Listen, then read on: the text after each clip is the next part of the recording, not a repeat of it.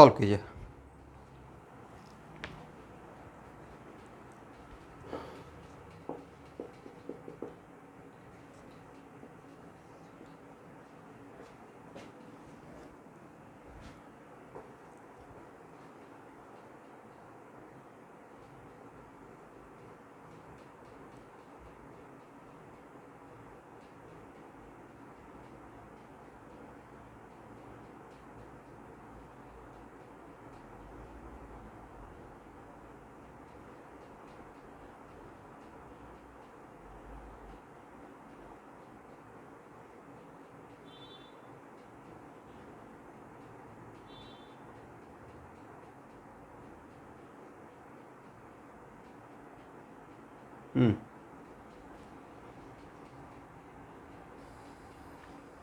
It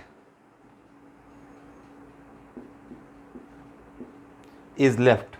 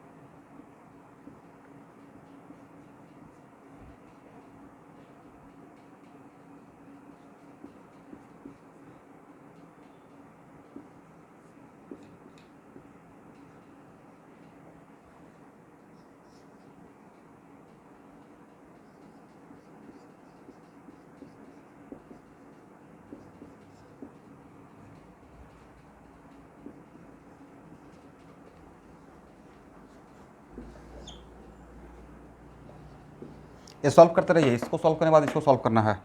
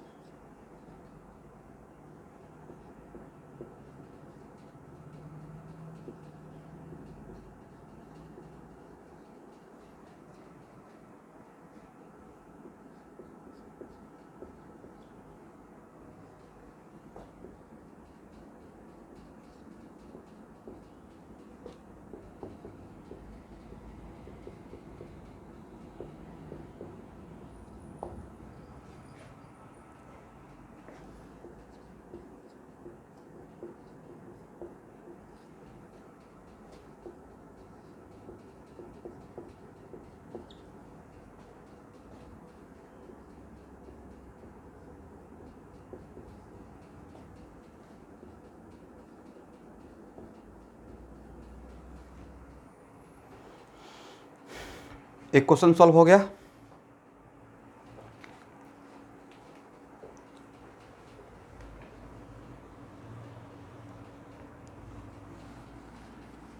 इस question में विच one is the limiting reagent?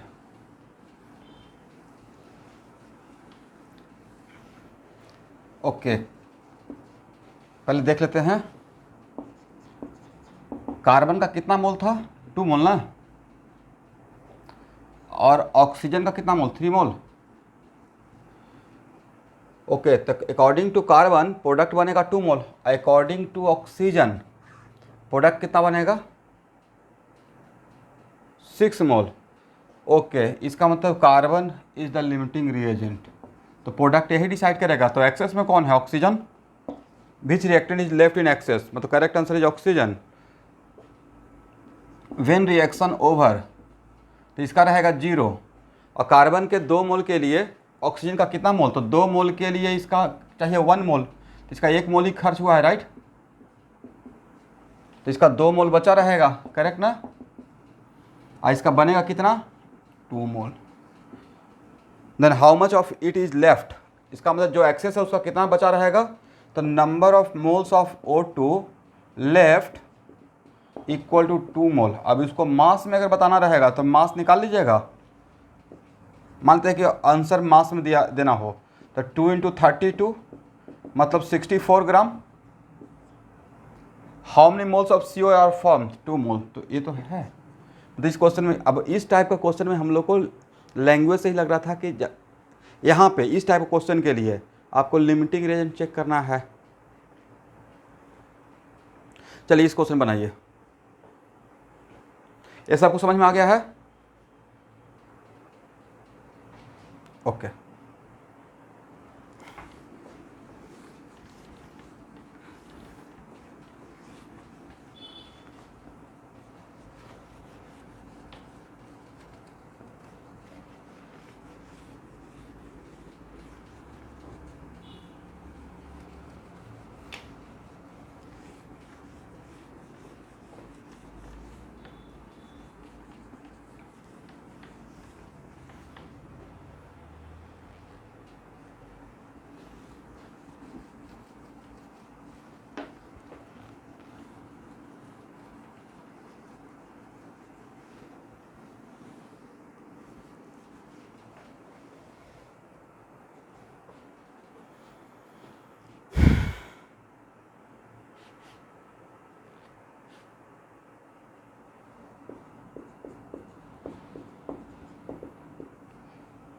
तो सबसे पहले आपको क्या करना चाहिए था सर, रिएक्शन अनबैलेंस से पहले बैलेंस करना चाहिए, राइट।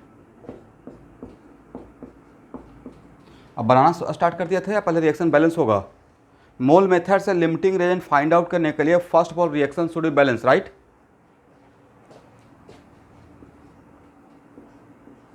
इसका मतलब ये मेरा रहेगा 3x + 4y, is it right. यहां तक हो गया ना, ओके। और t = 0 पे दोनों का कितना मोल लिया है, 6 मोल। इसका भी 6 मोल, इसका भी 6 मोल। तो ये तो क्रिस्टल क्लियर पता चल रहा है कि कौन सा लिमिटिंग रेंज रहेगा। मुझे लगता है 22 should be the limiting range, right. आप लोग चेक किए हैं कौन सा लिमिटिंग रेंज रहेगा इस क्वेश्चन में, जब फाइंड आउट करके देखें तो y है। दिन जब रिएक्शन ओवर होगा तो इसका कितना, x का कितना, अब यहाँ पे कौन किसके अकॉर्डिंग खर्च होगा, x के अकॉर्डिंग y खर्च होगा या y के अकॉर्डिंग x खर्च होगा। तो y के अकॉर्डिंग x खर्च होगा तो ऐसे पढ़ेंगे ना, 4 मोल के लिए 3 मोल, तो 1 मोल के लिए 3/4, देन 6 मोल के लिए कितना हो जाएगा एवरीवन, 4.5। इसका मतलब इसमें से कितना खर्च हो जाएगा, 4.5, तो बचेगा कितना, 1.5। इसका तो हो जाएगा 0। अब यहाँ पे 4 मोल के लिए 1 मोल, इसका कोफिशिएंट 1 है ना, 4 मोल के लिए 1 मोल, तो 1 मोल के लिए 1/4 मोल, तो 6 मोल के लिए कितना इसका बनेगा, 1/4 × 6 मतलब 1.5 मोल, ओके। तो अब ऑप्शन में देखिए, तो ऑप्शन में है x is the limiting reagent, x is the limiting, ये तो रंग है। 1.5 mole of X3/4 is formed, ये सही है। 1.5 मोल ऑफ एक्सेस रिएजेंट, जो एक्सेस है वो उसका 1.5 मोल बचा रहेगा, ये भी सही है। 75% of excess reagent is reacted, okay. तो जो एक्सेस है उसका परसेंटेज ऑफ मोल रिएक्टेड, तो percentage of mole reacted X का मैं बात कर रहा हूँ, equal to number of moles reacted और divided by number of moles taken into 100। Percentage of mole reacted का मतलब number of moles reacted divided by number of moles taken into 100 करना होता है, ठीक है।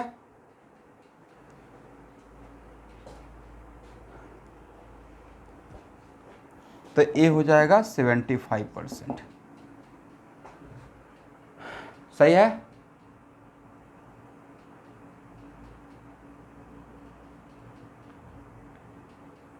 चलिए,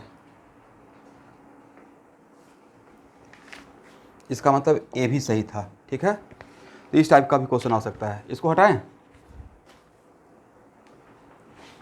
एक और क्वेश्चन लिखिए।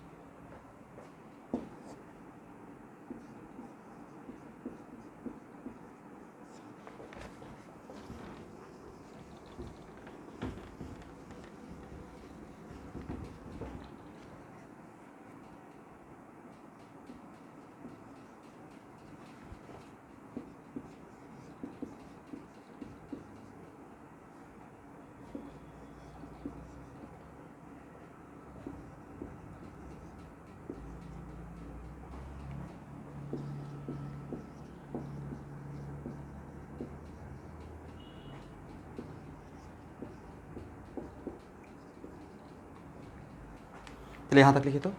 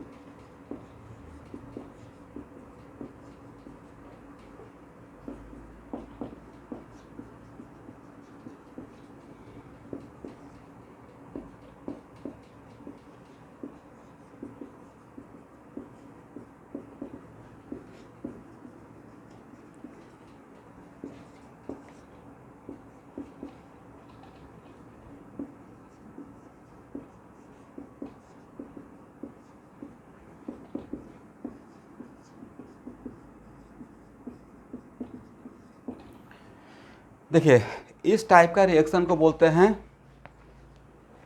Series reaction.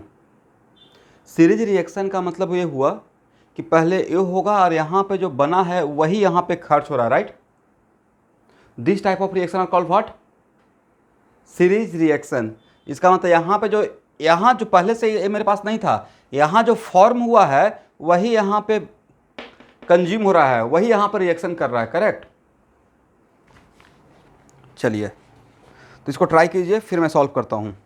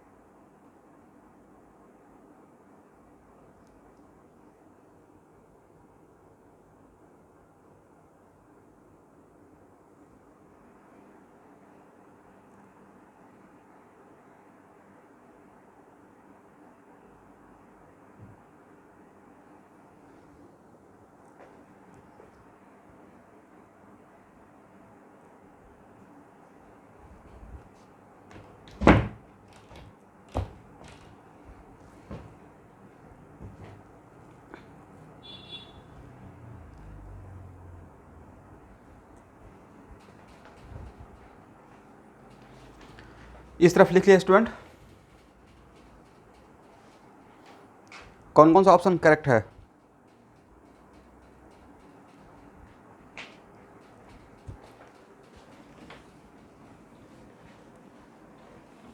A and C both.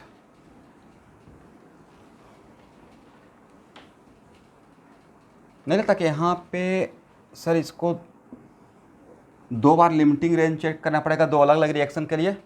इसको अलग चेक करना पड़ेगा, इसको अलग चेक करना पड़ेगा।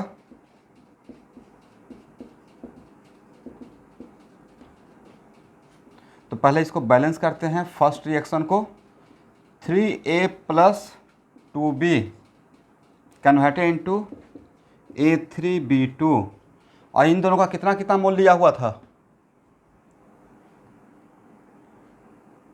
3 मोल each, right?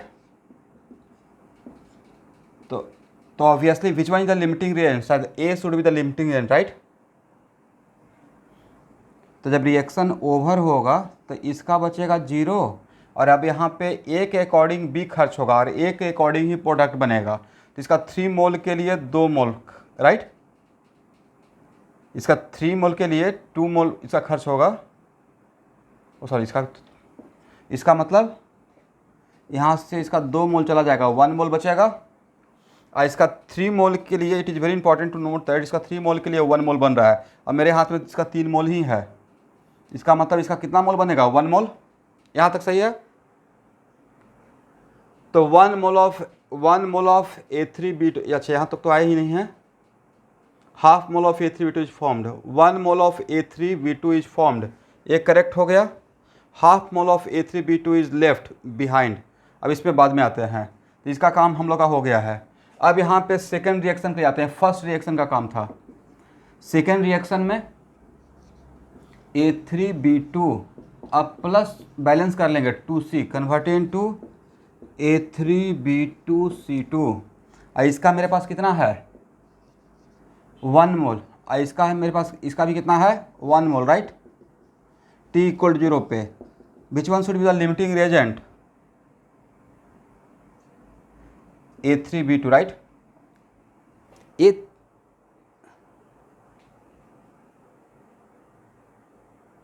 Sorry, C should be the limit, इस रिएक्शन में C should be the limiting reagent, right?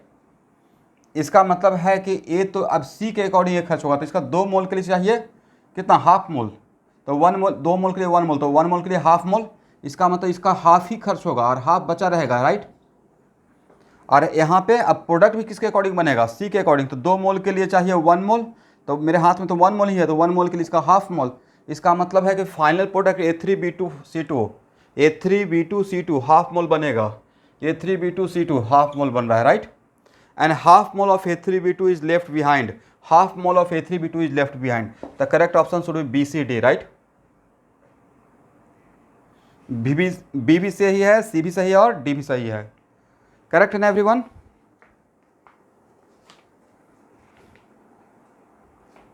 D ना?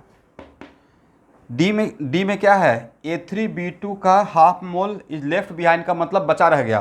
तो यहाँ पे देखिए ना, A3B2 का कितना बना था? A3B2 तो मेरे पास बना था 1 मोल, यहाँ जो बना था वही तो यहाँ पे सेकेंड में खर्च हो रहा है। बट आपके पास A3B2 1 मोल बन के रखा हुआ था, उसमें से खर्च कितना हुआ है? सारा खर्च हो गया या हाफ? तो बचा कितना? Half mole. दैट्स वाई ए भी ऑप्शन करेक्ट है। नेक्स्ट क्वेश्चन लिखिए। 27 gram of aluminium 27 gram of aluminium is heated with 48.5 ml of H2SO4. 27 gram of aluminium is heated with 48.5 ml of H2SO4. Produce H2 gas. Full stop. Calculate the volume of hydrogen gas. फिर से एक बार, 27 gram of aluminium is heated with 48.5 ml of H2SO4. Produce H2 gas. Full stop. Calculate the volume of hydrogen gas produce at STP and also calculate percentage of aluminum reacted with H2SO4 and also calculate percentage of aluminum reacted with H2SO4 और साथ में data दिया हुआ है density of H2SO4 equal to 2 gram per ml। ये density H2SO4 दिया हुआ है।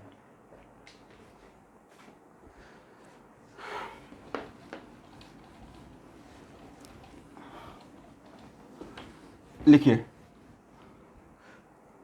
Calculate volume of hydrogen gas at STP, ये पहला काम करना है। Second, percentage of aluminium reacted. चलिए सॉल्व कीजिए।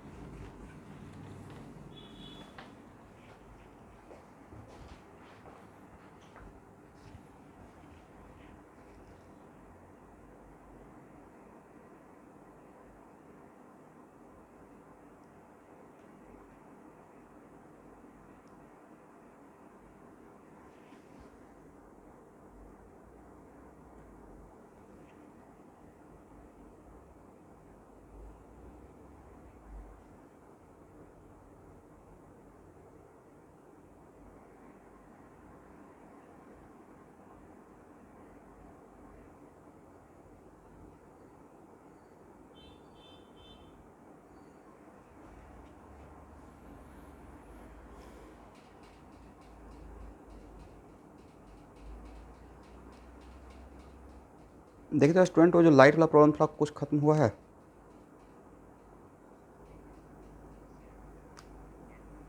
ओह, लेंस पे थोड़ा सा कुछ डस्ट आ गया था।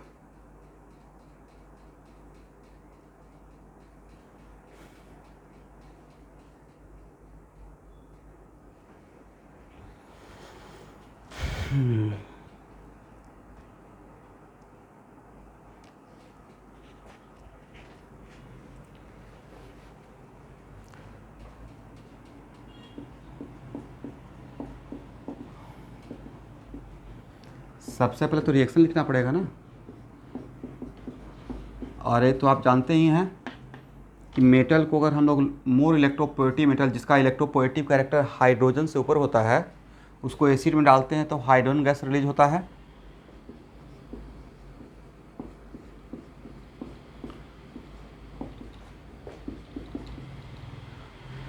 इसका मतलब एल्युमिनियम को अगर H2SO4 में डालेंगे तो क्या बनेगा? एल्युमिनियम सल्फेट बनेगा और plus hydrogen gas. But first of all reaction should be balanced.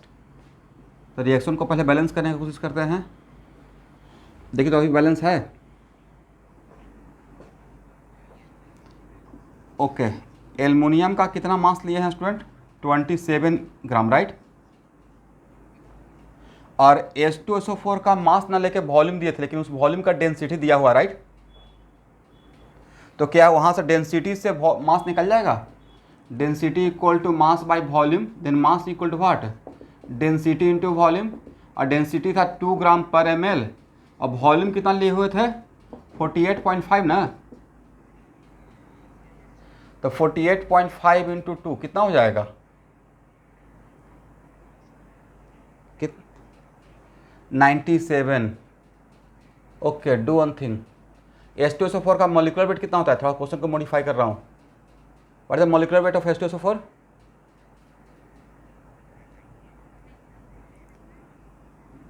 98 ग्राम। तो आप एक काम कीजिए, 49 ml वॉल्यूम कर लीजिए, तो आपको कैलकुलेशन करने में आसानी हो जाएगा, ठीक है।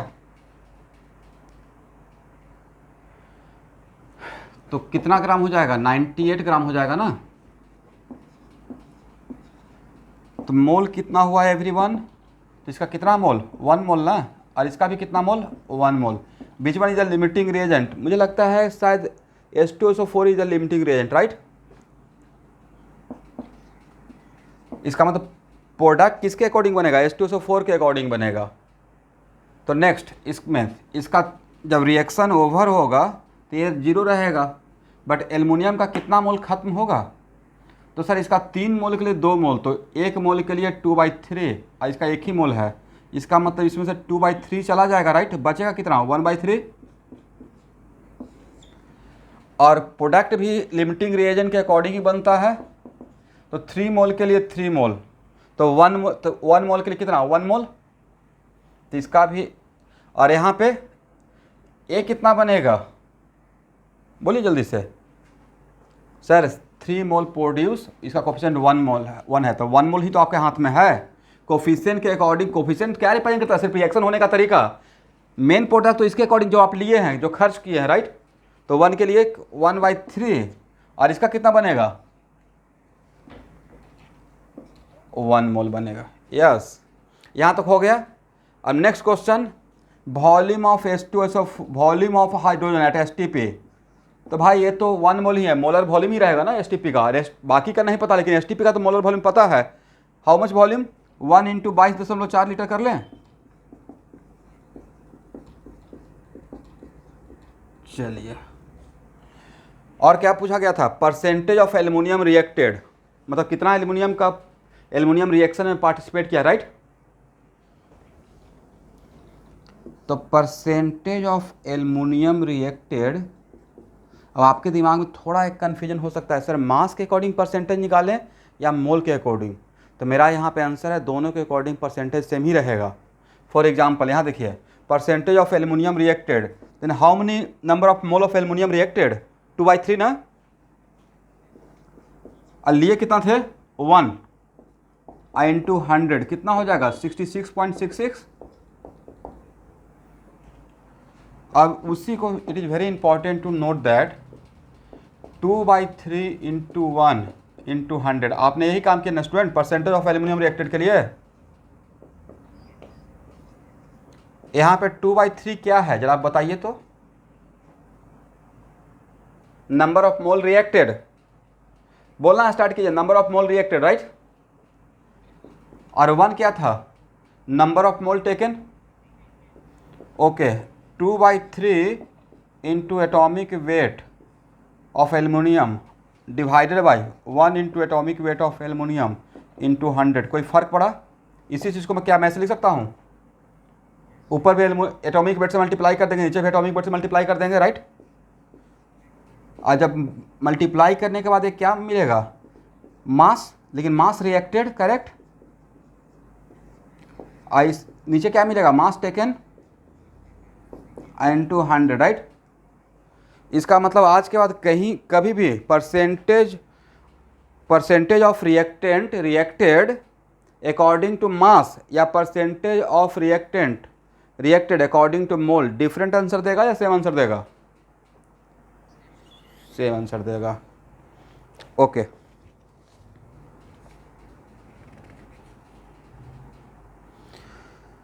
क्वेश्चन लिखिए। Equal weight of carbon and oxygen, next question, equal weight of carbon and oxygen are heated in a closed container. Equal weight of carbon and oxygen are heated in a closed container, producing carbon monoxide and carbon dioxide. Producing carbon monoxide and carbon dioxide in a molar ratio 1:1. In a molar ratio 1:1. Yes, equal weight of carbon and oxygen are heated in a closed container. यहाँ तक लिख लिया student? Producing CO and CO2, carbon monoxide का मतलब CO और carbon dioxide का मतलब CO2, right? इन ए molar ratio 1:1, इन ए molar ratio 1:1, मतलब जितना मोल CO का बनेगा उतना ही मोल CO2 का बनना है, ये बोला गया है, राइट। Full stop.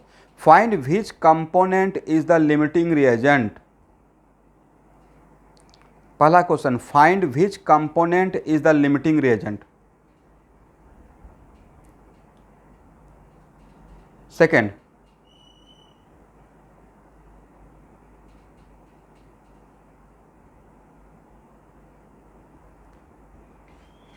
पहला ही क्वेश्चन नहीं, which component is the limiting reagent.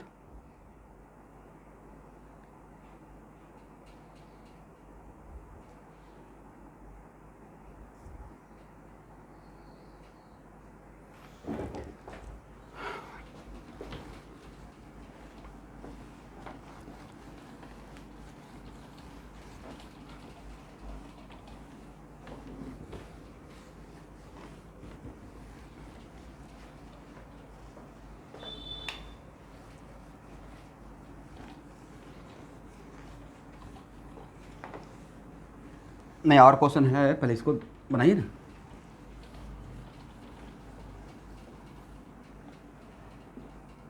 सबसे पहले है कि जो बोला गया था कि दोनों का मोलर रेशियो, जो मोल बनेगा CO और CO2 का 1:1, मतलब दोनों का 1:1 का, दोनों का सेम मोल बनेगा, राइट। भाई दोनों का सेम मोल तो तभी बन सकता है जब दोनों का यहाँ का कोफिशिएंट सेम रखेंगे। एक कॉमन सेंस की बात है, इस क्वेश्चन में ये बोला गया कि दोनों का सेम मोल तभी बनना है, 1:1 बनना है। तो 1:1 कब बनेगा? जब इन दोनों का कोफिशिएंट 1 और 1 रहेगा, राइट, या कोफिशिएंट सेम रहेगा, चाहे 1 हो या 2 हो, राइट। इन दोनों का कोफिशिएंट सेम होगा CO और CO2 का, तो दोनों का नंबर ऑफ मोल डिफरेंट बनेगा या सेम बनेगा? सेम बनेगा। तो हम लोग कोफिशिएंट 1 और 1 कर लेते हैं और तब बैलेंस करते हैं। कार्बन कितना चाहिए? 2, और ऑक्सीजन कितना चाहिए? 3 एटम। यहाँ पे क्या 3/2 से मल्टीप्लाई कर लें? और मास डिफरेंट लेने के लिए बोला गया है, मास सेम लेने के लिए। तो अगर इसका m ग्राम तो इसका भी m ग्राम, राइट, या इसका x ग्राम, मान लेते हैं इसका x ग्राम, तो इसका भी कितना ग्राम? x ग्राम। तो मोल कितना है? T = 0 पे मोल सर x/12, राइट। इसका कितना मोल? बोलिए यस 32, क्योंकि मॉलिक्यूलर फॉर्म में है, राइट। अब बताइए, अब यहाँ से चेक करके बताइए कि which one should be the limiting reagent.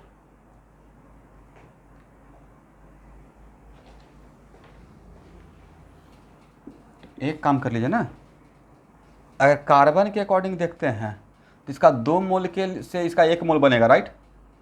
तो इसका 1 मोल के लिए हाफ बनेगा, तो x/12 के लिए कितना बनेगा? देखिए तो सही है।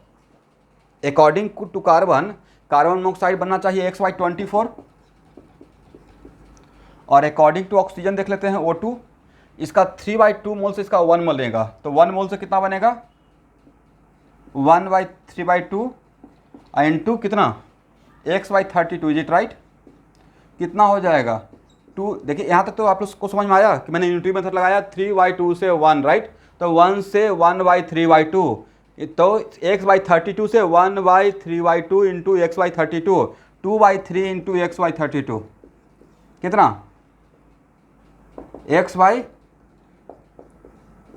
क्रिस्टल क्लियर है, एक कम है या ज़्यादा है, मतलब O2 is the limiting reagent, right. This is the limiting reagent. इसका मतलब प्रोडक्ट किसके अकॉर्डिंग बनेगा? अगर बनेगा अभी तो प्रोडक्ट किसके अकॉर्डिंग बनेगा? सर ऑक्सीजन के अकॉर्डिंग। इसका मतलब है कि इसका जब रिएक्शन ओवर होगा तो कौन बचा रह जाएगा? व्हेन रिएक्शन ओवर, तो बचा रह जाएगा कार्बन, राइट। और कितना बचा रह जाएगा? तब कार्बन भी किसके अकॉर्डिंग खर्च होगा?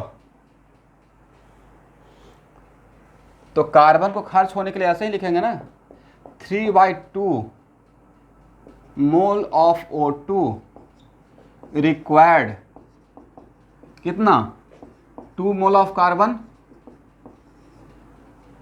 तो 1 मोल ऑफ O2 रिक्वायर्ड 2/2/3, मतलब कितना? 3 ना। Then x/32 required how much? x/32 32 into 3, is it right? देखिए तो सही है, यहां तक समझ में आ गया जो मैंने काम किया है। तो भाई इसका कितना खर्च हो रहा है, x/32 ही आपके हाथ में है, तो ऐसे लिखिएगा ना 2/2/3 इंटू एक्स बाई, उतना छोड़िए, x/32, तो कट कूट कर कितना आएगा 3x/32। इसका मतलब इसमें से कितना चला गया 3x/32, एलसीएम कितना हो जाएगा 12 और 32 का,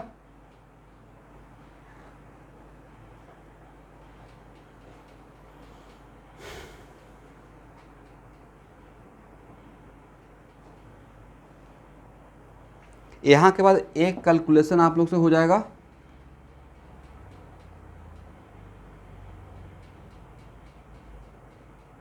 $96 होगा,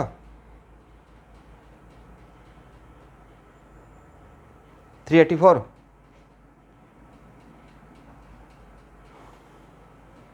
$96,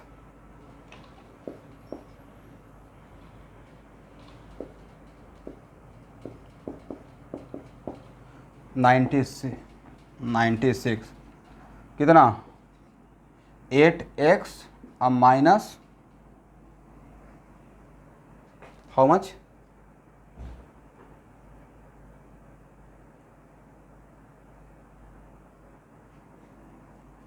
बट 3 तो यहाँ पे ऑलरेडी कोफिशिएंट है ना, तो 9x तो ये तो निगेटिव हो गया ना, ऐसा तो होना नहीं चाहिए था, कहाँ पे मिस्टेक हो गया देखिए तो,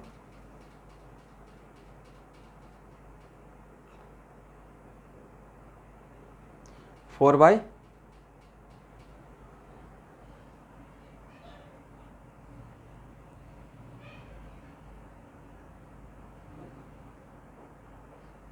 to by, oh sorry student, okay क्या ये तो गलत हो जाएगा 4/3, ओके, तो आप लोग बताए नहीं पहले,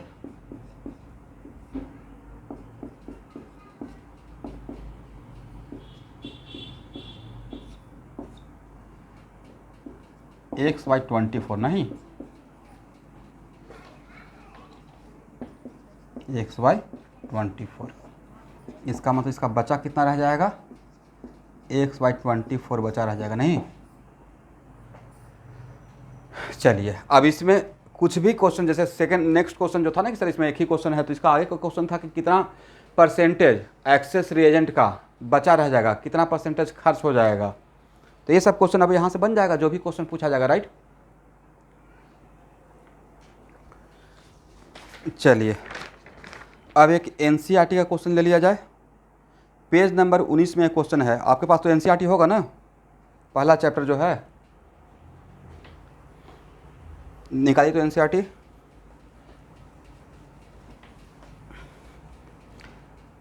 सम बेसिक कॉन्सेप्ट ऑफ केमिस्ट्री का पेज नंबर 19 देखिए,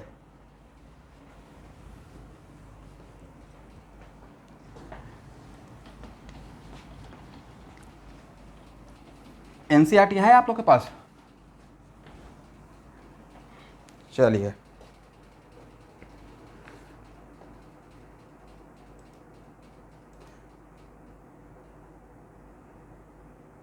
जो भी स्टूडेंट अपना अटेंडेंस नहीं लगाए हैं, मैं सेव करने जा रहा हूँ, अपना अटेंडेंस लगा लीजिए।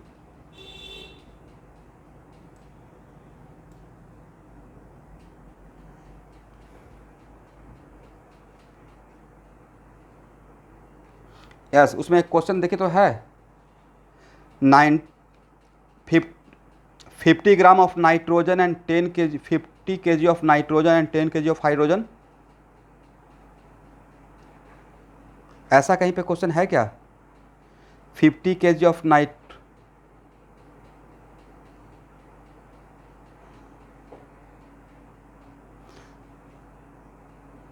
अच्छा पेज नंबर 22 में है क्या, देखिए तो ऐसा क्वेश्चन आगे पीछे देखिए ना, जैसे पहले में पीछे का हो सकता है एडिशन हो, 50 kg of nitrogen and 10 kg of hydrogen का कहीं पे कोई क्वेश्चन है? आगे पीछे, एक पेज आगे, एक पेज पीछे। देन हाँ लिखिए, बनाइए, तो लिखना नहीं है, बनाना है।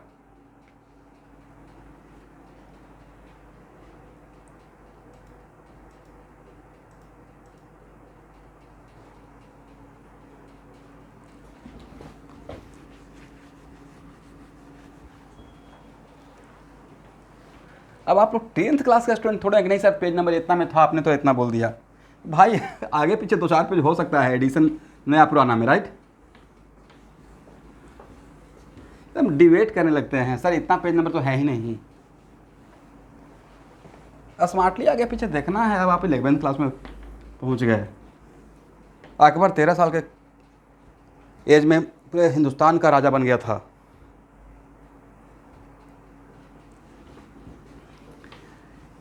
पढ़ा लिखा नहीं था वो, उस टाइम के सिस्टम के अकॉर्डिंग वो बहुत ही बाइस था। देखे थे, पूरे कास्ट को मिला के रखा था, तभी तो पूरे हिंदुस्तान पे राज कर पाया था। नहीं,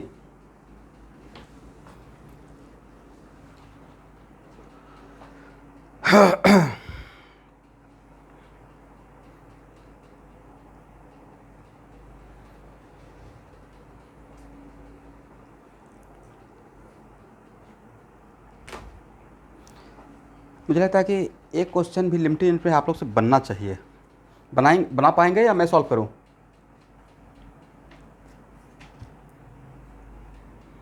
हाँ सॉल्व कीजिए। तो ये सॉल्व किया हुआ है या प्रॉब्लम है? अच्छा, सॉल्व ही किया हुआ है, ओके।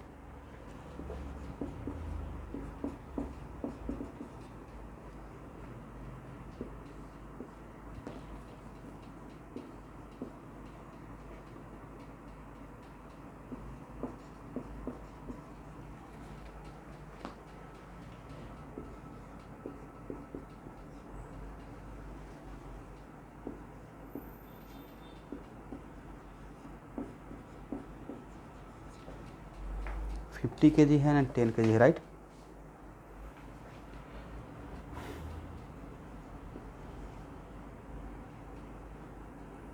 तो 50 इंटू 10⁻³ डिवाइडेड बाई 28। देखिए तो मैंने सही किया। इन नंबर ऑफ मोल निकालने के लिए, और 10 इंटू 10⁻³ और डिवाइडेड बाई 2, और उसके अकॉर्डिंग फिर हम लिमिटिंग रेंज फाइंड आउट कर लेते हैं। लिमिटिंग रेंज फाइंड आउट करने का तरीका N2 के अकॉर्डिंग सोचेंगे तो इसका 1 मोल से इसका 2 मोल बनता है, तो इतना मोल से, तो 2 इंटू 50 इंटू 10⁻³ और डिवाइडेड बाई 28। इसमें कैलकुलेट कीजिएगा, बहुत बारीक डिफरेंस रहेगा।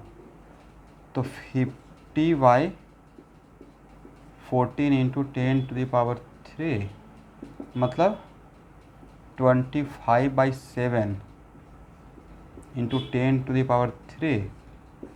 इसको डिवाइड करेंगे तो कितना आएगा? 3, 5,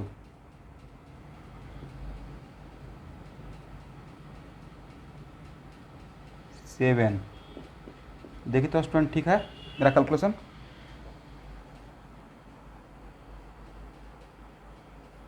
तो 25/7 का डिवीजन ठीक है?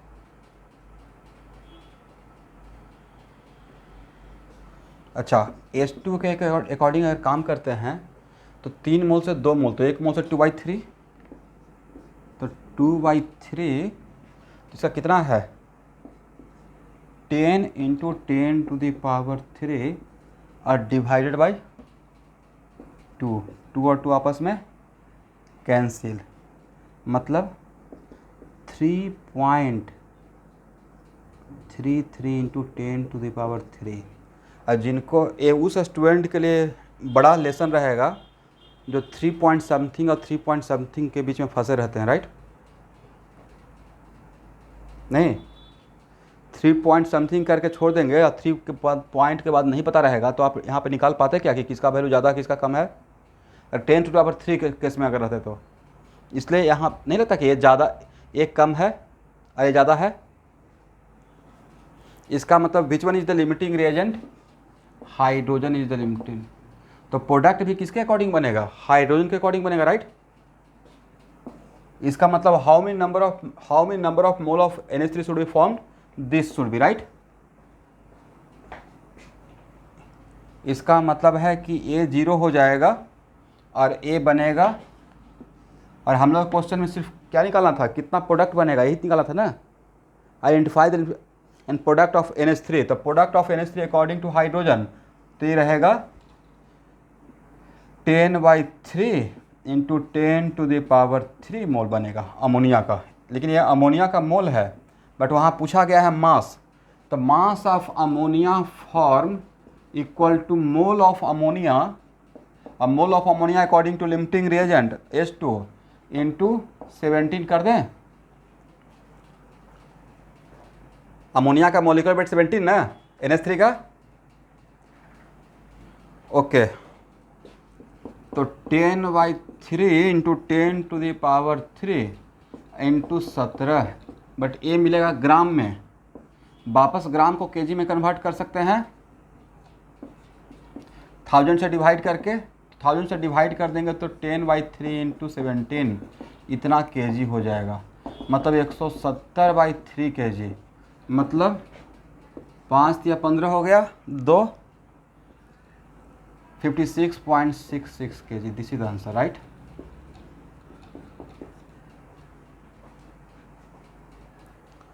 तो इसमें बस एक ही चीज़ था, कैलकुलेशन था और कुछ नहीं था, बट यहाँ पे लिमिटिंग, मतलब इस टाइप का क्वेश्चन आपको आ सकता है, करेक्ट ना।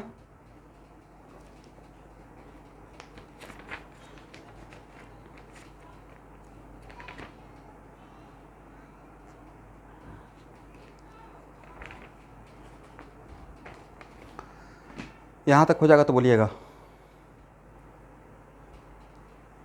हो गया, ओके। इसको हटाया जाए एवरीवन।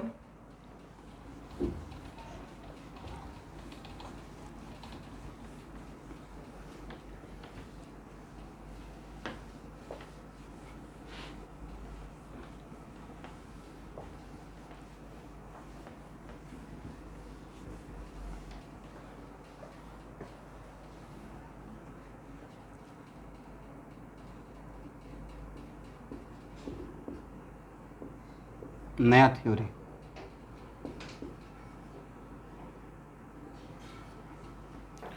वन केजी कॉटन और 1 kg आयरन में कौन ज़्यादा भारी,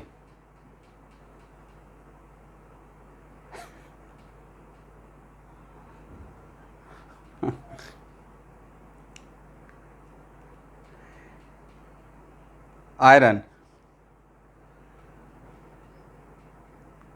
तो सर मास तो आपने सेम ही बोला, राइट। 1 kg दोनों का है, 1 kg है, 1 kg है, कौन भारी है, बट फिर भी आपके माइंड में कुछ ना कुछ चला था, इसलिए आपने बोला। और कहीं ना कहीं आप रॉन्गली बट करेक्ट, थोड़ा बहुत आप किसी एक पार्टिकुलर सेंस के पीछे आप सही थे। एक्चुअली जनरली आपके माइंड में कौन ज़्यादा भारी है, कौन कम भारी है, ये डेंसिटी को लेकर हो गया होगा, राइट। पक्का एक्चुअल में नो डाउट, जैसे आपसे अगर पूछा जाएगा which gas is heavier and which gas is lighter, even if किसी भी 2 गैस का ऐसा ही क्वेश्चन मिलने वाला है। मैं भी ये बात मान रहा हूँ कि मैंने तो बोला है तो सेम ही मास बोला है ना, 1 kg कॉटन 1 kg आयरन, मास तो दोनों का सेम है, राइट। अब फिर भी बोल रहे थे कौन ज़्यादा भारी है कौन कम भारी। एक बोलने का लैंग्वेज होता है ना, एक तरीका होता है, राइट। बहुत सारी चीज़ें हम लोग गलत बोलते रहते हैं, लेकिन हम सामने वाला समझ जाता है कि हम लोग क्या बोल रहे हैं, राइट। तो एक्चुअल में कहीं ना कहीं बैक ऑफ द माइंड आपको ये चला होगा कि अच्छा है ये तो थोड़ा सा हल्का नज़र आता है, मतलब उसका डेंसिटी से 1 kg कॉटन इतना सारा हो जाएगा, राइट, और 1 kg आयरन छोटा सा रहेगा, करेक्ट ना। तो एनीवे मास दोनों का सेम है, बट एक्चुअल में विच one is lighter gas and which one is heavier gas, even if दोनों का मास सेम होते हुए भी, तो लाइटर और हेवियर गैस का मतलब, जैसे मैंने आपसे बोलता कि ऑक्सीजन और हाइड्रोजन में विच one is heavier gas which one is lighter gas, तो यहाँ पे हेवियर और लाइटर का मतलब वहाँ पे रहेगा डेंसिटी से, करेक्ट। गैस के लिए खास कर अगर मैं बात करता हूँ तो एक्चुअल में डेंसिटी दो टाइप का, एक डेंसिटी जो आप जानते हैं जिसको हम लोग बोलते हैं एब्सोल्यूट डेंसिटी। अब सीखने का कोशिश कीजिएगा। और एब्सोल्यूट डेंसिटी होता है मास बाय वॉल्यूम, करेक्ट एवरीवन। और इसका यूनिट क्या रहेगा सर? जैसा ऊपर में मास का जो यूनिट रहेगा और नीचे वॉल्यूम का, वही कर लेंगे। ऊपर में अगर ग्राम है, नीचे में डिपेंडिंग अपॉन सिचुएशन, ऊपर में ग्राम रहेगा, नीचे में ml रहेगा तो ग्राम पर ml बोलेंगे। ऊपर में kg रहेगा, नीचे में मीटर क्यू रहेगा तो बोलेंगे kg पर मीटर क्यू। ऊपर में ग्राम रहेगा, नीचे में लीटर रहेगा तो ग्राम पर लीटर, राइट, जैसा दिया रहेगा। एनीवे, तो ये तो हो गया बिल्कुल परफेक्टली एब्सोल्यूट डेंसिटी जो हम लोग जानते हैं। Okay everyone. और दूसरा एक होता है जिसका नाम है रिलेटिव डेंसिटी। समझ गए? प्रगति आ रही है, ज्वाइन किए हुए हैं? क्लास मिस मत कीजिएगा।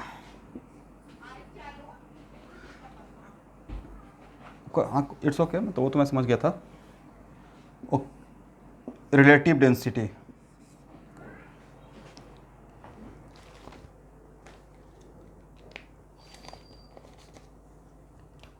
क्योंकि जिस पॉइंट ऑफ व्यू से चीज़ों को मैं देख रहा हूँ तो भाई अभी आप लोग को लग रहा है चलो लाहे लाहे बढ़ रहे हैं, धीरे धीरे हो रहा है। अब बहुत सही सफ़र पर निकल गए हो। शुरू में ऐसा ही स्पीड रहता है, अचानक से आप IIT वाला प्रॉब्लम नहीं उठा लोगे, और नहीं उठाने से भी फ्रस्ट्रेशन हो जाएगा, बनेगा ही नहीं। पहले बहुत सारे चीज़ों को समझते हुए, देखते नहीं कहीं पर फर्स्ट टाइम जाते हैं तो पूछते हुए जाते हैं, रास्ता देखते हुए। सेकेंड टाइम थोड़ा फास्ट, और थर्ड टाइम तो उस रास्ते का कहाँ पे गड्ढा है वो भी आपको याद हो जाता है, ऑटोमेटिक ब्रेक लग जाता है, राइट। तो दिस इज द रीजन कि सब कुछ learning process is very slow process, और होना भी चाहिए। एक बार आपको सिखा दिया गया तो रिवीजन के टाइम पे मेक इट फास्ट। रिवीजन के टाइम पे आपके पास कैपेसिटी होनी चाहिए कि 2 दिन में पूरा मोल कॉन्सेप्ट रिवीजन कर गए। और लास्ट मोमेंट पे मैं भी आपको बता रहा हूँ, लास्ट मोमेंट पे सारे बच्चे ही पूछते हैं सर रिवीजन कहाँ से करें। तो भाई पढ़ाए हैं, ये जो पढ़ाए हैं क्लास नोट्स उसी से रिवीजन कीजिएगा ना। इसमें थ्योरी पढ़ा रहे हैं, प्रॉब्लम भी करवा रहे हैं, थ्योरी पढ़ा रहे हैं, प्रॉब्लम भी करवा रहे हैं, राइट। तो जिससे सीखे, और रिवीजन किसी और बुक से करेंगे या यहाँ से कीजिएगा। तो एक्चुअल में रिलेटिव डेंसिटी का मतलब होता है इट इज कंपैरिजन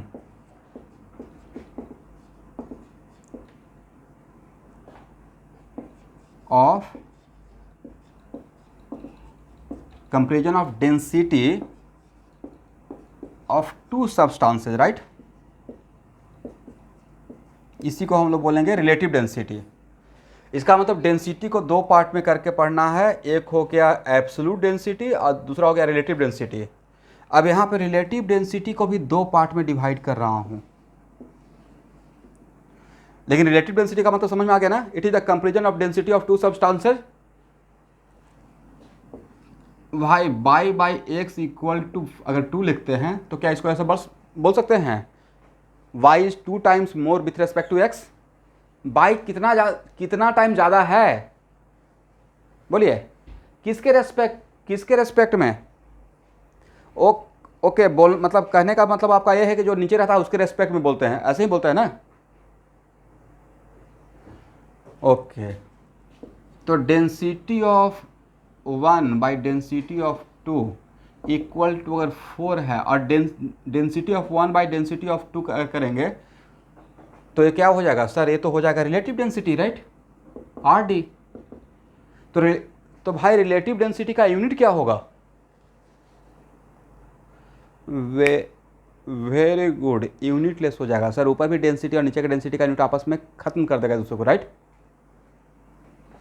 और मान लेते हैं कि d1 बाई d2 के और 2 आ गया, इसका मतलब density of 1 is 2 times more with respect to 2। इसी को मैं ऐसे लिख दूंगा d12, करेक्ट। कैसे पढ़ेंगे?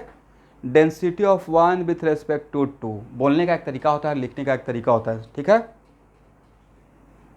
ओके, तो रिलेटिव डेंसिटी को दो पार्ट में डिवाइड किया गया है। One of the relative density का नाम है एस जे, full form specific gravity, correct ना। एस जी का फुल फॉर्म आज के बाद स्पेसिफिक ग्रेविटी, और दूसरे रिलेटिव डेंसिटी का नाम है वी डी, इसका फुल फॉर्म है वेपर डेंसिटी, ठीक है। यहां तक आइए। तो next question sir, relative density को दो पार्ट में डिवाइड कर दिया है, एक है स्पेसिफिक ग्रेविटी, जो एक का नाम स्पेसिफिक ग्रेविटी और दूसरा का नाम वेपर डेंसिटी। तो वेपर डेंसिटी किसके लिए यूज करेंगे और स्पेसिफिक ग्रेविटी किसके लिए यूज करेंगे, राइट। तो एक्चुअल में स्पेसिफिक ग्रेविटी अगर किसी भी लिक्विड और सॉलिड या देखिए लिक्विड का लिक्विड के साथ, लिक्विड का सॉलिड के साथ, या सॉलिड का सॉलिड के साथ, मान लीजिए इनके बीच में आपस में अगर कंपेरिजन करना हो रिलेटिव डेंसिटी का, करेक्ट। तो जैसे देखिए यहाँ पे हम लोग नहीं बोलते रहते हैं आप बहुत सारा चीज़, जैसे आप बोलते हैं लकड़ी पानी से हल्का है, ऐसे बोलते हैं ना। Wood is lighter with respect to water, क्या माइंड में चलता है, क्यों बोलते हैं, या ऐसे ऐसे ही सब लोग बोल, इसलिए या ऐसे ही सब लोग बोल रहा है इसलिए आप भी बोल रहे हैं। तो एक्चुअली में बैक ऑफ द माइंड ये है कि जितना वॉल्यूम, मान लेते हैं कि 1 मीटर क्यूब अगर वुड लिया जाए और 1 मीटर क्यूब वाटर लिया जाए, तो 1 मीटर क्यूब वाटर का मास ज़्यादा रहेगा, राइट, और 1 मीटर क्यूब वुड का मास कम रहेगा, राइट। इसका मतलब वाटर का डेंसिटी ज़्यादा है और वुड का डेंसिटी कम है। दिस इज द डेंसिटी के रेस्पेक्ट में हेवियर और लाइटर बोलते रहते हैं, राइट। जैसे आप बिल्कुल बोलते होंगे कि wood float over the water because wood is lighter with respect to water, बोल रहे हैं, बात समझ नहीं रहे, बोल रहे हैं लेकिन समझ नहीं रहे हैं, या समझ रहे हैं तो समझना नहीं चाह रहे हैं। इसका मतलब यहाँ पे हेवियर और लाइटर जो टर्म जनरली हम लोग जो यूज़ करते हैं डिफ़ॉल्ट में, वो शायद डेंसिटी के रेस्पेक्ट में बात करते हैं, राइट। ओके, तो हम लोग किसके लिए स्पेसिफिक ग्रेविटी, मतलब स्पेसिफिक ग्रेविटी क्या है, it is also a relative density, लेकिन ये किसके लिए यूज करेंगे, फॉर लिक्विड एंड सॉलिड के लिए, डेंसिटी के लिए तो करेंगे ही, रिलेटिव डेंसिटी के लिए, but for what, liquid and solid के लिए बता सी, ठीक है। इसका मतलब आज के बाद कहीं भी किसी भी लिक्विड का रिलेटिव डेंसिटी अगर मुझे बताना हो तो, लेकिन उसके लिए एक बात यहाँ पे बताएंगे कि relative specific gravity is a relative density, ये यूज़ करते हैं फॉर लिक्विड एंड सॉलिड। अब वेपर डेंसिटी यूज़ करते हैं, it is also relative density, but ये टर्म होता है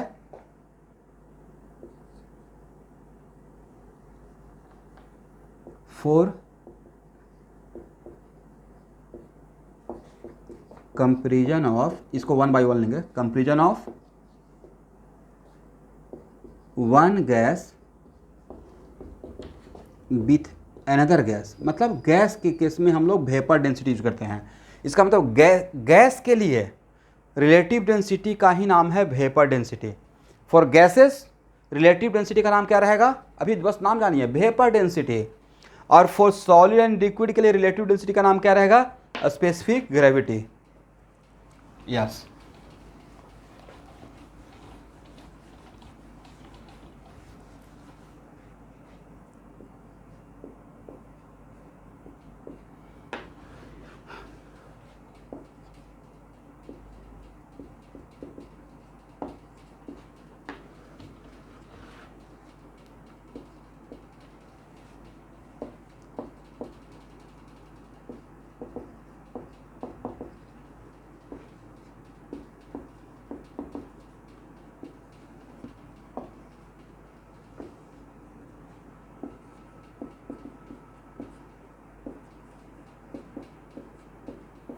तो देखिए किसी भी लिक्विड और सॉलिड का रिलेटिव डेंसिटी निकालने के लिए एक रेफरेंस माना गया है, और वो रेफरेंस है with respect to water at 4 degree C. किसके रेस्पेक्ट में, density of water at 4 degree C. और वाटर का maximum density, water as a liquid का मैक्सिमम डेंसिटी 4 डिग्री पे होता है।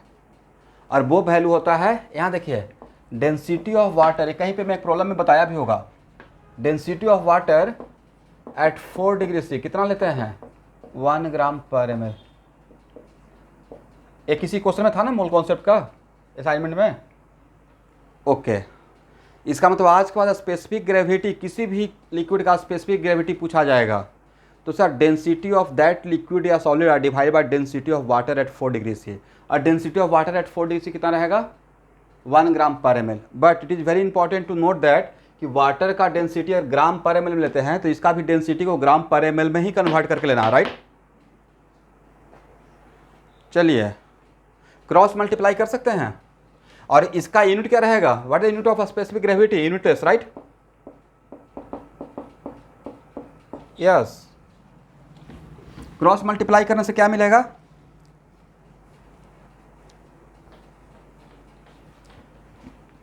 तो सर क्रॉस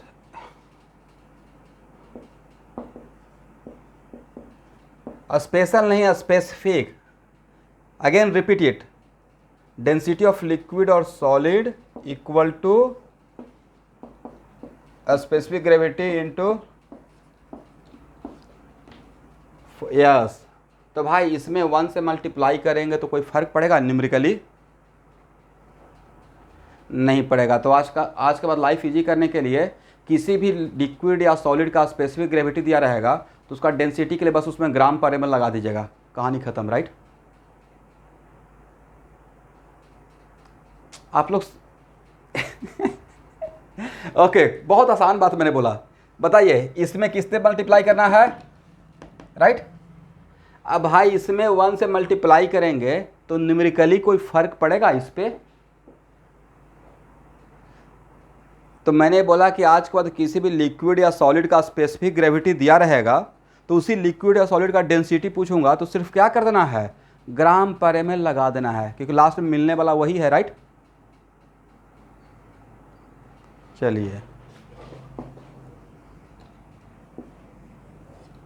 एग्जाम्पल के तौर पे मान लेते हैं स्पेसिफिक ग्रेविटी ऑफ H2SO4 अगर दिया हुआ है 1.2, अब तब पूछेंगे डेंसिटी ऑफ H2SO4, क्या बोलिएगा,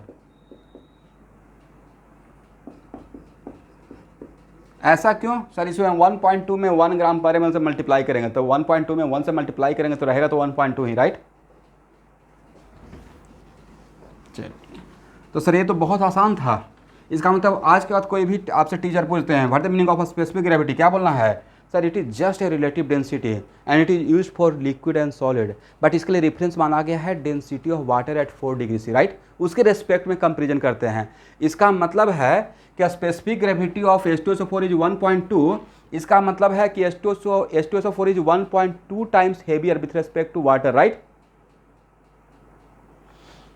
H2SO4 का स्पेसिफिक ग्रेविटी अगर 1.2 है, इसका मतलब आपके माइंड में ये जाएगा डेंसिटी ऑफ H2SO4 यही जाएगा ना, और divide by density of water equal to 1.2। इसका मतलब H2SO4 कितना टाइम्स हेवियर है, 1-2 टाइम्स हेवियर है।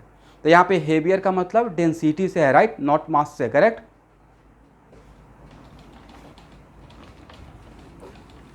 लिक्विड में सबसे ज़्यादा डेंसिटी किसका होता है, रूम टेम्परेचर पे,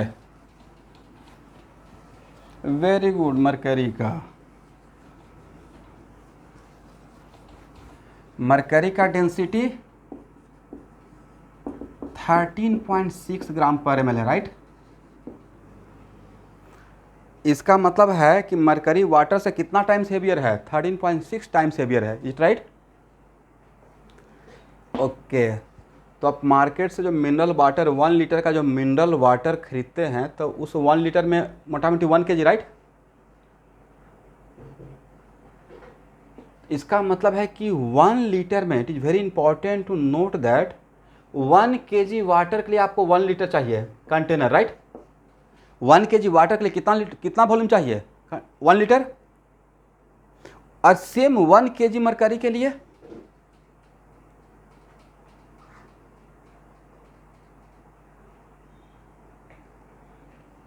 1 kg मरकरी के लिए कितना वॉल्यूम कितना चाहिए,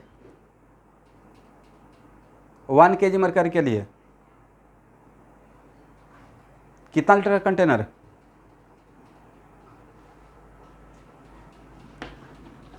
कैसे काम चलेगा भाई? एक काम कीजिए, इसको 1000 से ऊपर नीचे मल्टीप्लाई कीजिए, तो मल्टीप्लाई कर दिए, तो 1000 से मल्टीप्लाई कीजिएगा तो कितना मिलेगा?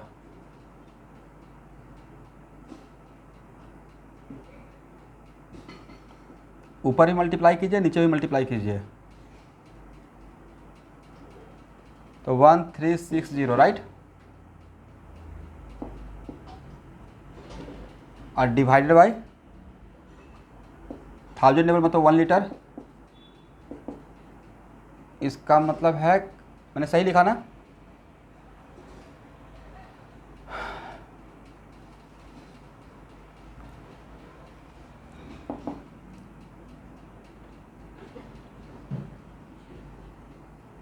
तो 13600 ग्राम और डिवाइड बाई 1000 ml, मतलब इसको 1000 से अगर डिवाइड करते हैं तो 13.6 kg पर लीटर, राइट। यही होगा ना? इसका मतलब 13.6 kg, सिर्फ 1 लीटर में 13.6 kg। मेरा क्वेश्चन था 1 kg मरकरी के लिए कितना वॉल्यूम चाहिए, तो भाई 13.6 kg मरकरी के लिए आपको 1 लीटर चाहिए था, करेक्ट ना? तो 1 kg के लिए 1/13.6 लीटर चाहिए। इसका मतलब है कि सर 100 ml का बोतल से भी छोटा बोतल, राइट। 100 ml का बोतल से भी छोटा बोतल में, ये तो देख लीजिए ना यहाँ पे, इसको ml में कन्वर्ट करके देख लीजिए, 1000 डिवाइड बाई 13.6 ml, इसका मतलब मोटा मोटी 80 ml के आसपास रहेगा। उतना छोटा कंटेनर में 1 kg मरकरी आ जाएगा, इतना मरकरी का डेंसिटी ज़्यादा है, राइट।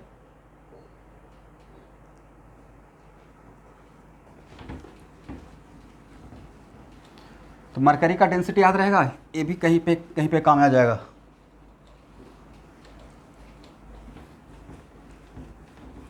इसका मतलब स्पेसिफिक ग्रेविटी लास्ट टाइम क्या है sir? It is just a relative density, but it is used for what? Liquid and solid. इसके लिए रेफरेंस किसको लिया गया है कंपेयर करने के लिए? Density of water at 4 degree C, right.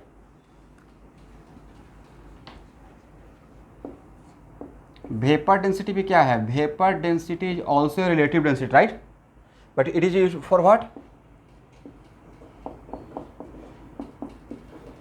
It is, लिखते जाइएगा, it is also a relative density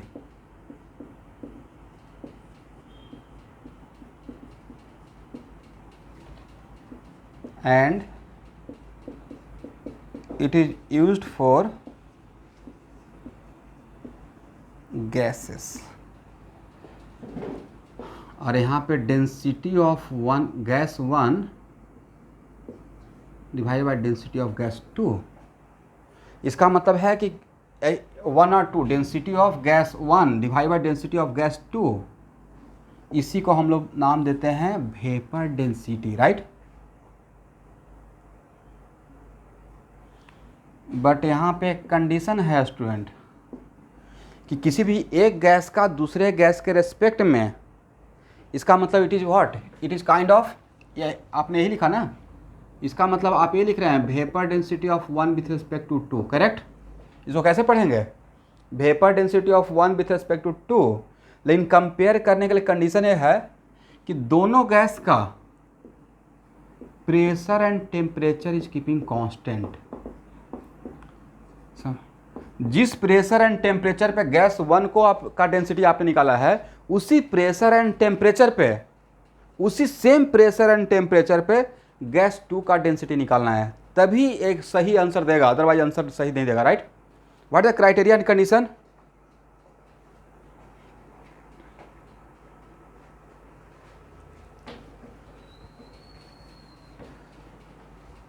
हो गया ना? सबको समझ में आ गया? जो स्टूडेंट अंडरस्टूड बोले थे उनको समझ, जो स्टूडेंट मुझे अभी अंडरस्टूड बोले थे उनको समझ में आया कि नहीं आया?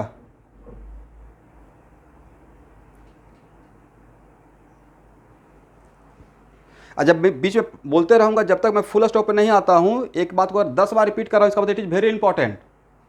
तो बीच में थोड़ा सा मुझे बोलने दीजिएगा फुल स्टॉप पे। और अगर उस तरीके से रिप्लाई करिएगा टॉन्टिंग टाइप का, तो आपको भी पता है कि टीचर से कैसे बात करते हैं, राइट?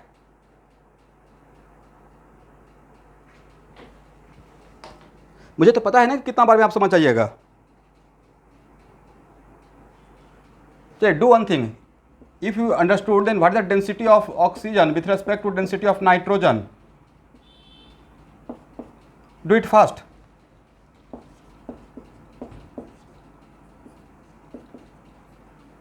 कितना होगा at STP? Density of oxygen divide by density of nitrogen, it is called vapour density of oxygen with respect to nitrogen, what the value?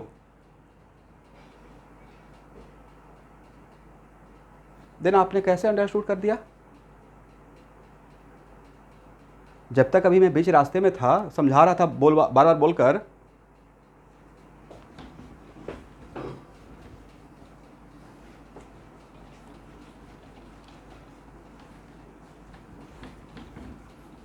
चलिए फिर से एक बार। इसका मतलब है कि अगर दो गैस का आपस में रिलेटिव डेंसिटी में निकाल रहा हूं, तो प्राइम कंडीशन है कि pressure and temperature of both gases should be same. It is not compulsory कि वो एसटीपी रहेगा, कोई भी कंडीशन हो, बट दोनों का ए चीज़ सेम रहेगा, प्रेशर एंड टेम्परेचर। वो कंडीशन एसटीपी हो भी सकता है और नहीं भी हो सकता है। Correct everyone? वेपर डेंसिटी आगे पढ़िएगा तो फार्मूला तो यही लिखा रहता है m/2, वहाँ पे तो ऊपर से निकल जाएगा कि m/2 कहाँ से आ गया। मोस्ट ऑफ द बुक में मैं देखता हूँ जो आपको पढ़ाया रहता है ना, उसमें वेपर डेंसिटी जब सर्च कीजिएगा तो मॉलिक्यूलर वेट डिवाइड बाई 2 करके आगे बढ़ जाया जाता है, और बच्चों को पता ही नहीं चलता कि वेपर डेंसिटी था क्या। आपका नहीं बात कर रहा हूँ, क्लास 12 का जो न्यू बच्चे हैं उनका भी मैं बात कर रहा हूँ। तो अभी तो हम लोग बाइफरकेट कर रहे हैं कि वेपर डेंसिटी क्या है, right? Okay, PV equal to nRT, right? एक किसके लिए यूज करते हैं? गैस के लिए।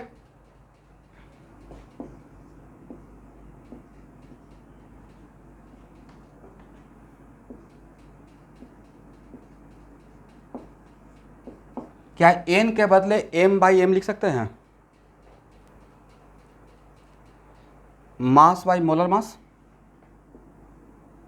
ओके,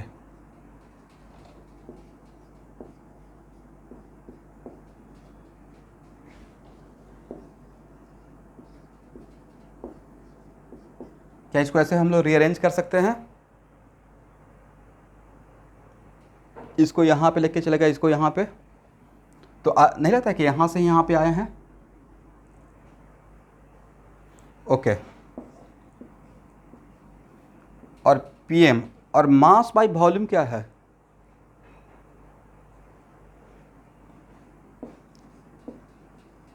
तो क्या इसको PM इक्वल टू DRT लिखा जाए? ओके, इसका मतलब it is very important to note that अगर मैं किसी गैस का प्रेशर दे दूं, उसी गैस का मोलर मास दे दूं और टेम्परेचर बता दूं, तो क्या आप डेंसिटी निकाल पाएंगे इस फार्मूला से? ओके, मतलब ये फार्मूला तो समझ पाए ना कि ये फार्मूला कहाँ से मैं डिराइव करके लाया? मतलब यहाँ से ही डिराइव करके बस मैंने क्या कर दिया, नंबर ऑफ मोल को मास बाई मोलर मास लिखा, mass by molar mass, is it right? Okay, अब उसके बाद मैंने m को इधर ले आया, इसका मतलब यहाँ से एक नया फार्मूला बन गया मेरा, PM equal to DRT। Okay, ये फार्मूला कम से कम तो 5-6 बार आएगा आपके पूरे सिलेबस में, उससे भी ज़्यादा टाइम्स आएगा। और गैसियस स्टेट में दोबारा ये फार्मूला लेकर आऊँगा, ठीक है? मैंने पूरे गैसियस स्टेट तो इसी के आसपास चलेगा, तो उसको आना ही है। एक पहले क्वेश्चन सॉल्व कर लेते हैं, उसके बाद आगे बढ़ेंगे। Find out density of oxygen at 2 atm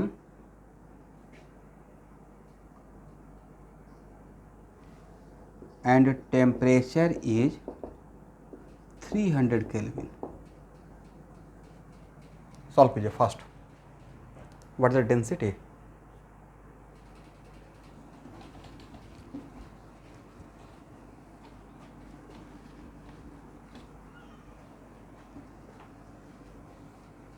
$300 Kelvin, yes.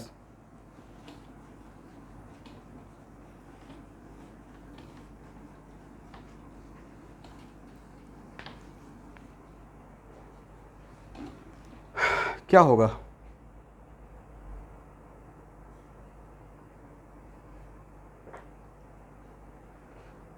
Calculation के टाइम में आपका टाइम रहता है, यहाँ पे ज़रा स्पीड बढ़ाइए, समझने के टाइम पे आराम से समझिएगा, do it very fast.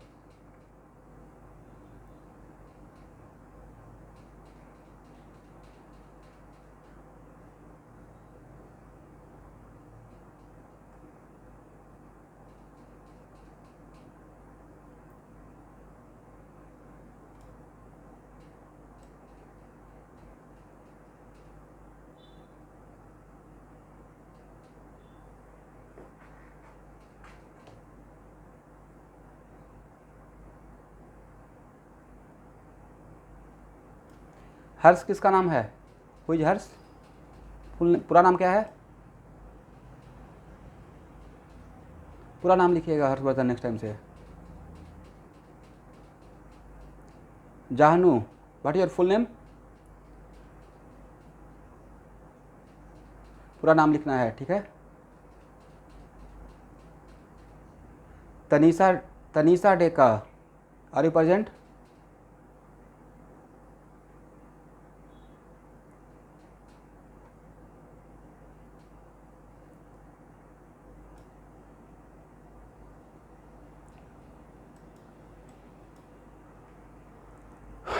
Okay,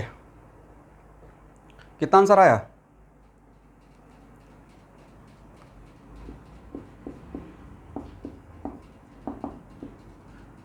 तो सर इस फार्मूला से PM इक्वल टू DRT, तो D इक्वल टू PM/RT कर दीजिए, राइट?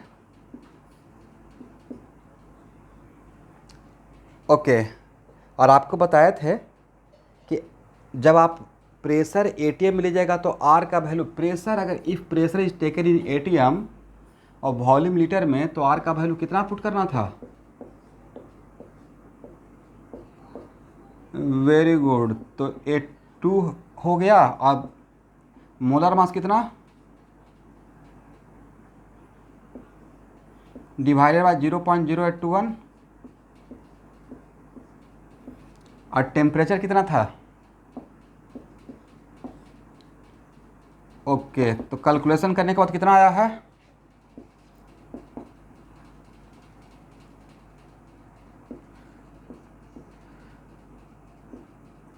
2.6। इसके बाद क्या? 2.6 ये आम है, एप्पल है, क्या है? 2.6 क्या है? कुछ तो यूनिट रहेगा।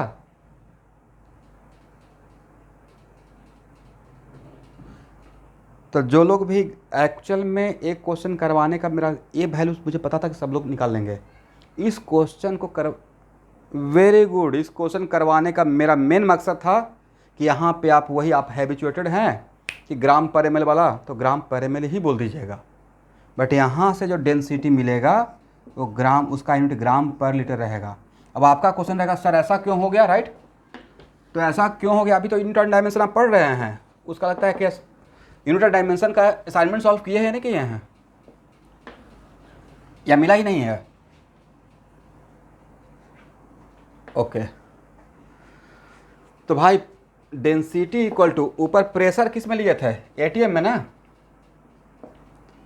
और इसका यूनिट क्या है?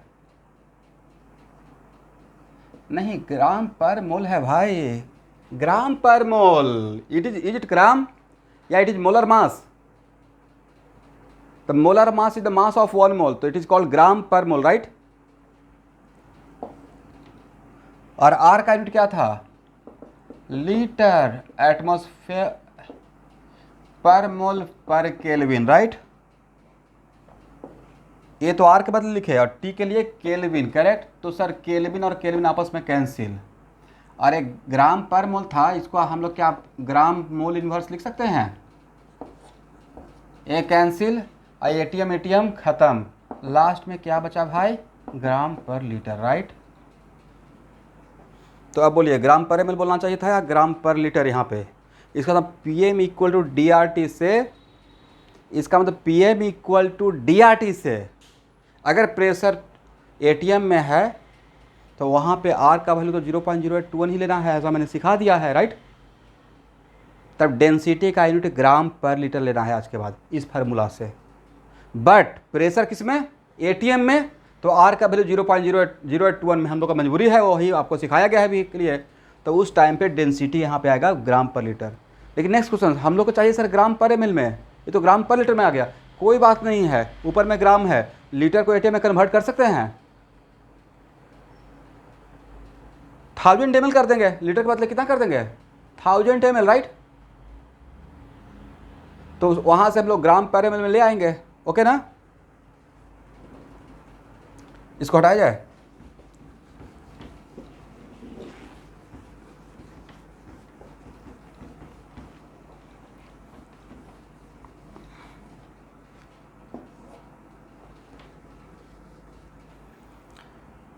चलिए again PM equal to DRT, correct है ना everyone. If pressure and temperature is keeping constant, correct. मान लेते हैं कि अगर आपको बोल दिया जाए कि प्रेशर और टेम्परेचर को कांस्टेंट रखते हैं, जनरल देते हैं, इसका यूज हम लोग बहुत बढ़िया यूज़ करते हैं। यूज़ क्या होता है कि जो भी रूम में वेंटिलेशन, राइट, जनरली ऊपर हाइट पे देते हैं, ऊपर में, राइट, नीचे में नहीं देते हैं, विंडो के हाइट पे नहीं देते हैं, वेंटिलेटर ऊपर देते हैं। वजह कुछ गैसेस गर्म होने के बाद उसका डेंसिटी कम हो जाता है, तो वो ऊपर चला जाता है, वहाँ से निकल जाएगा, राइट। तो if pressure and temperature is keeping constant, तो प्रेशर और टेम्परेचर को कांस्टेंट कर दिए, तो वेरिएबल के नाम पे अब क्या रहा, एम और डी, क्योंकि आर तो पहले से ही कांस्टेंट है, राइट। तो क्या M directly proportional to D बोल सकते हैं फिर ऐसे। अगर फिर भी नहीं समझ पा रहे हैं तो M equal to D R T by P लिख पाएंगे, राइट, लिख पाएंगे ना। अगर अब बाई इक्वल टू 2x है तो क्या यहाँ से ऐसे बोलेंगे by directly proportional to x। वैसे ही p और तो m equal to D R T by P, और p और t अगर कांस्टेंट हो गया तो ब्रैकेट कांस्टेंट हो गया, इसका मतलब m directly proportional to d। इसका मतलब molar mass directly proportional to d आप तभी बोल सकते हैं जब प्रेशर और टेम्परेचर कांस्टेंट रहेगा, राइट। तो भाई यहाँ से m1 by m2 equal to क्या d1 बाई d2 लिख सकते हैं। लेकिन m1 by m2 equal to d1 by d2 कब लिख सकते हैं, जब दोनों गैस का प्रेशर और टेम्परेचर कॉमन हो, राइट। दोनों का pressure and temperature is keeping constant, same हो, ठीक है ना एवरीवन। तो वापस अपने थ्योरी पे आते हैं। Vapour density of gas 1 with respect to 2 का मतलब density of gas 1 by density of gas 2, is it right. Vapour density is a relative density of one gas with respect to other gas, right. और D1 के लिए it is very important to note that D1 के लिए क्या आप ये लिख सकते हैं, डी वहाँ से देखिएगा D इक्वल टू D1 के लिए क्या हम लिख सकते हैं P1 M1 बाई RT1, और D2 के लिए P2 M2 बाई RT2। लेकिन आपको क्या बोला गया है, डेंसिटी को कंपेयर करने के लिए क्या क्या क्या सेम रखना है, यस तभी कंपेयर करेंगे, अदरवाइज कंपेयर नहीं करेंगे। तो P1 इक्वल टू P2 और T1 इक्वल टू T2, तो नहीं लगता कि T1 T2 कैंसिल हो जाएगा और P1 P2 कैंसिल हो जाएगा और R तो कैंसिल हो जाएगा, ले देकर बचेगा क्या,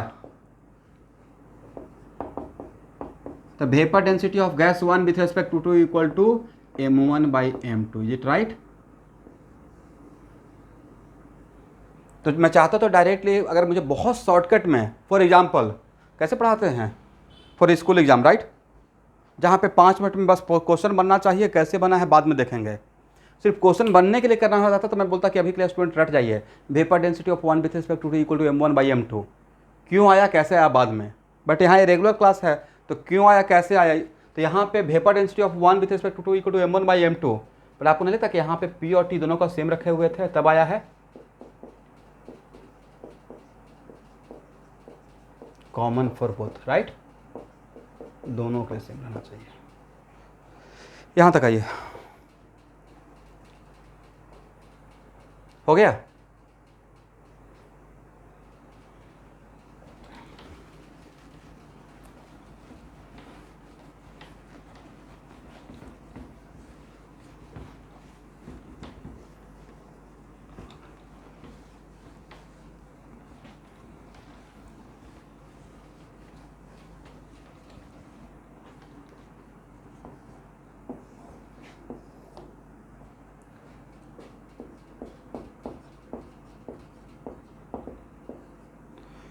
Find out vapor density of oxygen with respect to nitrogen. Find out vapor density of oxygen with respect to nitrogen.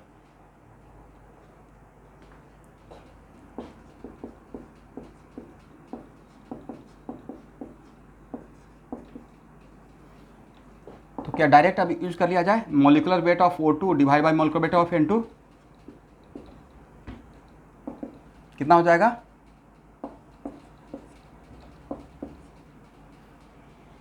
32/28 ना, 8/7। Next question, find out vapour density of SO2 with respect to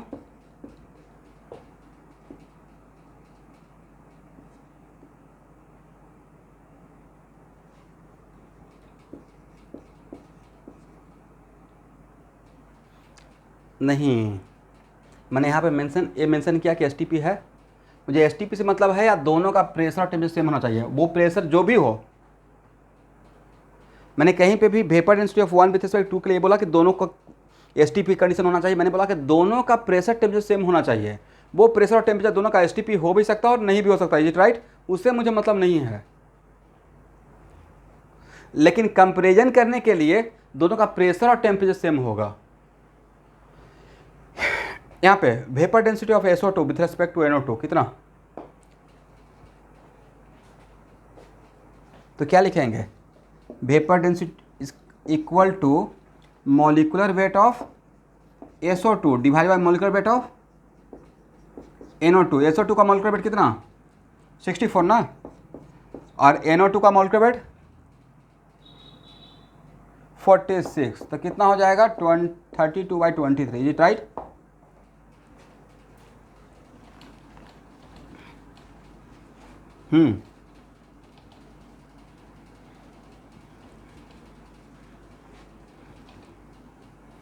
yes, वही criteria है, density, दो gas का density compare तभी कर सकते हैं जब दोनों का प्रेशर टेम्परेचर सेम रहेगा, अदरवाइज ये मीनिंगलेस हो जाएगा, इसलिए खुद से डिफ़ॉल्ट में एज्यूम कर लीजिएगा, ठीक है?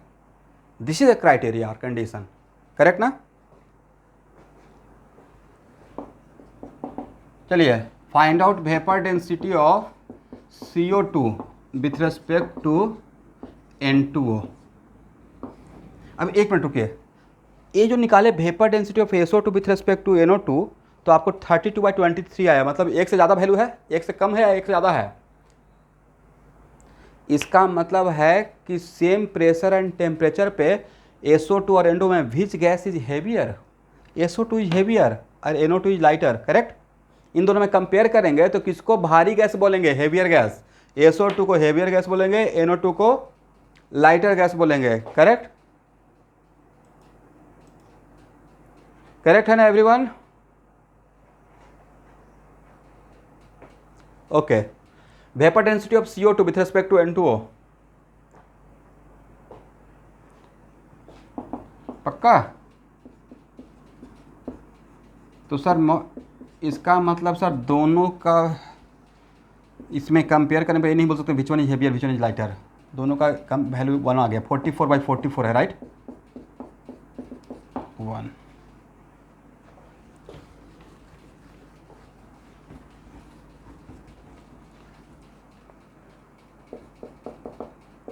Find out vapour density of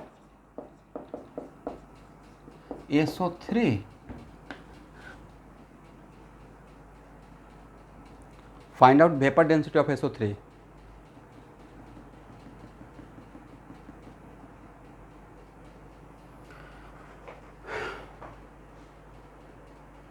क्या आंसर होगा?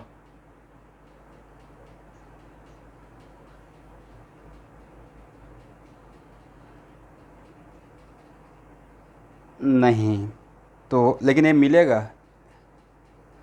क्या? तो आज के बाद अगर किसी गैस के लिए सिर्फ ए पूछा जाए कि what the vapour density of this gas, और किसके रेस्पेक्ट में नहीं पूछा जाता है, तो एक केमिस्ट्री में कन्वेंशन लिया गया है कि अगर मेंशन नहीं किया रहेगा, क्योंकि 99% केस में आपको मेंशन नहीं किया रहेगा किसके रेस्पेक्ट में, राइट? तो अगर मेंशन नहीं किया रहेगा तो डिफ़ॉल्ट में उस टाइम पे हाइड्रोजन के रेस्पेक्ट में बोलना है, हाइड्रोजन गैस को रेफरेंस मान लेते हैं, ठीक है? मतलब if vapour density of any gas and with respect to which gas is not mentioned in the problem, then we have to find out the vapor density of that gas with respect to hydrogen gas. Is it right? आपने समझा मैंने क्या बोला? किसके respect में question में नहीं mention रहेगा तो डिफॉल्ट में किसके रेस्पेक्ट में निकालना है, किसको रेफरेंस मान लेना है? Hydrogen gas. इस बात को खुद से वहां पर नोट करके लिख लेंगे। अभी मैंने क्या बोला भूल जाइएगा, लिख लीजिए। ओके ये बहुत इंपॉर्टेंट था। तो सर यहाँ पे वेपर डेंसिटी ऑफ किसके रेस्पेक्ट में मेंशन नहीं किया रहेगा, और सिर्फ वेपर डेंसिटी ऑफ SO3 मतलब डिफ़ॉल्ट में जैसे कुछ ऐसा ही है, position vector of point P और किसके रेस्पेक्ट में नहीं बोला गया है, मतलब ओरिजिन लेना है, राइट? तो मॉलिकुलर वेट ऑफ SO3 और divide by molecular weight of what, hydrogen, मतलब m/2, राइट?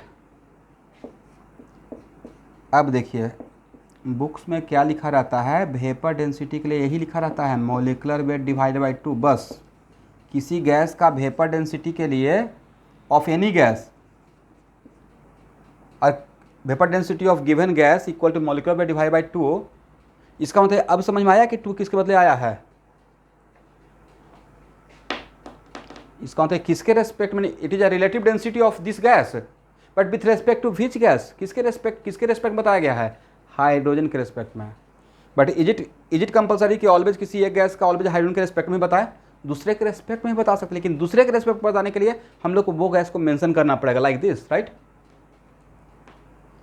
लेकिन एक क्वेश्चन में नहीं मेंशन किया गया है तो डिफॉल्ट में किसके रेस्पेक्ट में,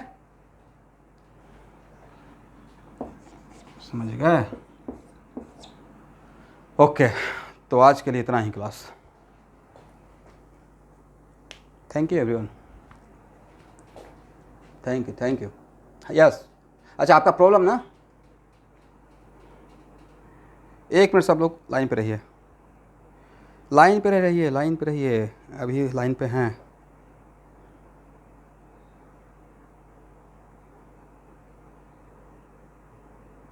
कौन सा क्वेश्चन है? 16 और क्या नाम है आपका?